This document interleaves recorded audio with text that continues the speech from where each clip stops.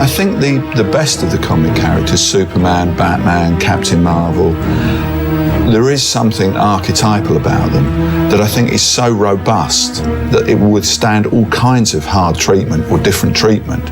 And certainly, I mean, it's given me a great thrill to be able to draw the adventures and occasionally write the adventures of characters I loved when I was a kid. It's a little bit like having a play with somebody else's toys. You think, wow, there's that really cool Superman toy, you know, I can make him do this, and here he is talking to Lois Lane, and you know, or to write the Joker, for instance, it's just a wonderful opportunity.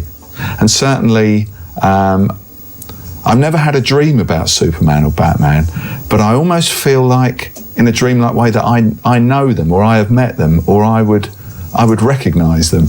That when you come to write Superman or Batman, you know what they would say, or you know how they would behave, or you'll come up with something and you think, no, Superman would never do that. You know, they actually have taken on an existence of their own. I think it's no accident that the best superhero stories take place in an urban setting.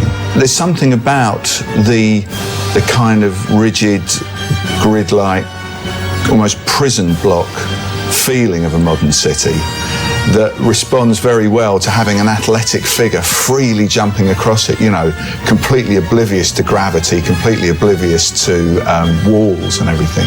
So yes, I mean it does work wonderfully. I remember the first time I went to New York, I was thrilled to look out across sort of lower Manhattan and see all the water towers, the cylindrical water towers on the roofs of buildings, just like Steve Ditko had drawn them in Spider-Man. Because, you know, I thought, wow, you know, this is so colourful and it's real. I used New York for the background for most of the stories because almost any type of background you wanted, you could find in New York City. It made for very interesting background material.